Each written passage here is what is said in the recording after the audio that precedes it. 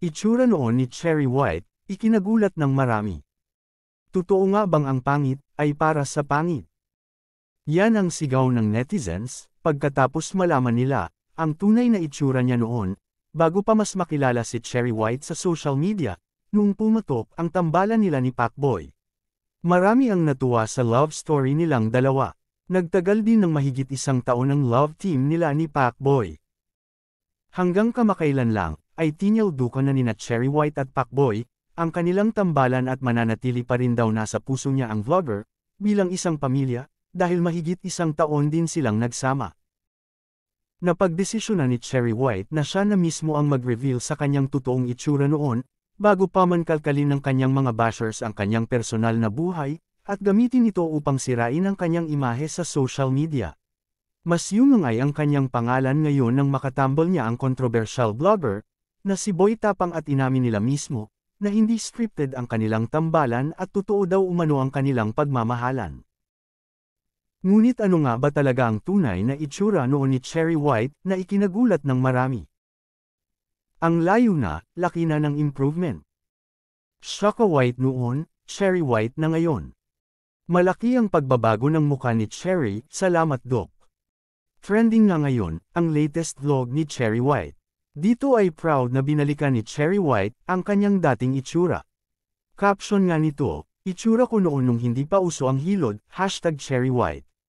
Makikita sa naturang video ang paglait-lait ni Cherry White sa kanyang sarili at pinagtatawanan siya ng kanyang mga kaibigan. Ani pa ni Cherry White, "Wag na tayong magpaka-ipokrita, pangit talaga ako noon." Aminado si Cherry White sa kanyang pisikal na itsura bago pa man siya nagparetoke. Iniisa-isa nga ni Cherry White, ang kanyang mga litrato at pinagtatawanan niya na lang ito. Ayon nga kay Cherry, ay marami umanong nagko-comment sa kanya na ang pangit niya umano noon. Anya, iisa-isahin natin kung gaano ba ako kapangit noon. Makikita nga sa video na ito, na prangkang sinasabi ng mga kaibigan niya na ang pangit niya talaga noon. Sa mga pictures pa nga na ipinakita nila Cherry White mapapansin na sobrang payat niya noon. Ayon nga kay Cherry, kahit ganyan yung mukha ko, sexy na ako.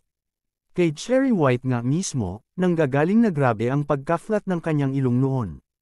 Pagbibiro pa nga ni Cherry, aniya, "Di ko kilala yan," harap-harapan pa nga inaasar ng mga kaibigan ni Cherry White ang mga pictures niya noon. Sabi nga ng isa, "Alam niyo yung mga pinipicturean lang sa mall na mga magnanakaw." Sa video rin ito ay nilinaw ni Cherry White kung bakit talaga gumanda siya ngayon. Anya, kasi meron na tayong rejuvenating. Ibinahagi nga rin ni Cherry White sa kanyang video na ipinaayos niya talaga noon ang kanyang ilong. Ani Cherry, "Yung ilong ko ipinaayos ko yan noon. Huwag na tayong magpaka-impokrita." 2 beses na rin daw niyang ipinaayos ang kanyang ilong, dahil nagkaroon daw ng problema sa unang pagparetoke nito. Sa huling parte nga ng video na ito ay proud na sinabi ni Cherry White na pangit talaga siya noon. At ngayon nga, ay hindi talaga maipagkakaila ang glow up ni Cherry White.